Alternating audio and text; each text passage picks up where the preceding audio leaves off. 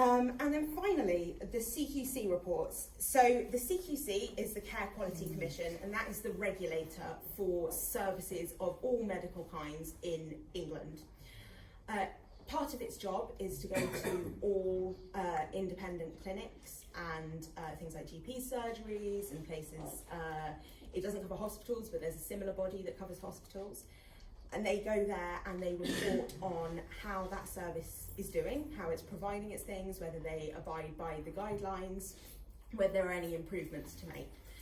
And the CQC, I think, has a lot of points to make with a lot of the services that they look at. The CQC reports for the vast majority of clinics are all fine. I think they spend a lot of time talking about how important it is that the staff there care for the women, that they are non-judgmental, that women are happy with the care. When they come to our clinics, they talk a lot about the feedback that we get from women on how they feel about their care, whether they would recommend coming to BPAS to a friend who is in a similar situation, that kind of stuff.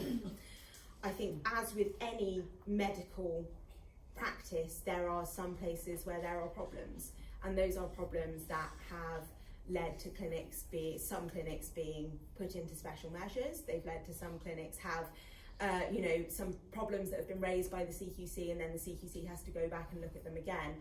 I don't know whether you have a schools inspectorate body here, but in the UK we have a body called Ofsted, and their job essentially is to go into schools, look at how people are teaching, look at the provisions of the school and the exam results, and say this school is anything from terrible to outstanding, and they can recommend certain changes to be made.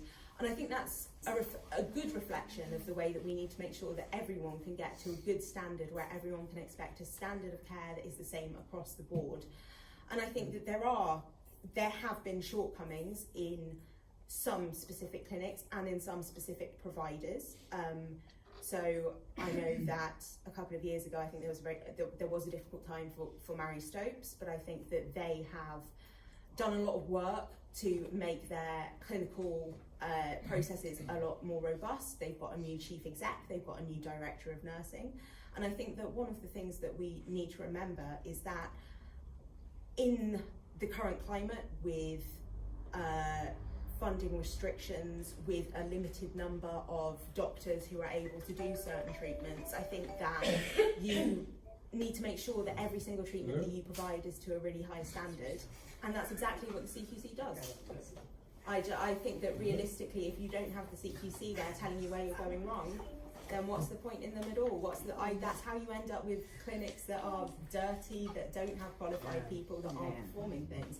So quite frankly, I'd rather have a bad CQC report than not have any report at all.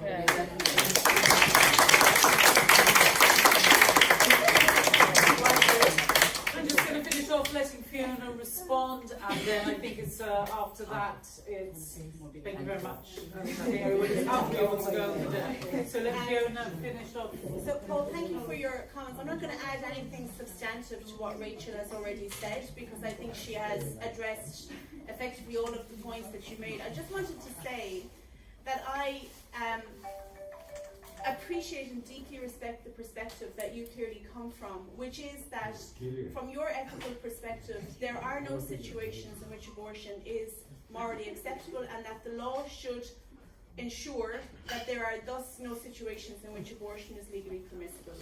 I entirely respect that, and you're, I think, quite right to come to meetings like this and to try to articulate that position.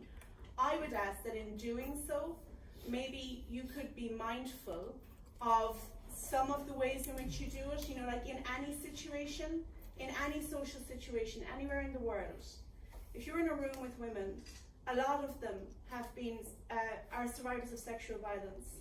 Many of them are survivors of other kinds of violence. Many have had complications in pregnancy. Some have had abortions.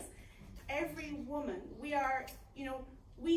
I appreciate that you want to tell us about the moral status of the fetus, or that you think it's important to pray and to inform women outside of clinics perhaps. But I can assure you, and I ask you please to believe me, that every woman who has an abortion knows exactly what she is doing. We really don't need you to tell us. We know. And And so as I said, I absolutely respect the way that you feel about this and your position on it. I hope that as this debate progresses here in Gibraltar, you might find more situations in which to speak to people, to share views, and maybe find ways to do so in a way that is more caring and more mindful, because I'm sure that you don't want to hurt anybody, just like nobody wants to hurt you. There is no need for us to hurt each other in this. There is no need for us to do that. And I think we can progress together in a way that is more positive than that might sometimes suggest.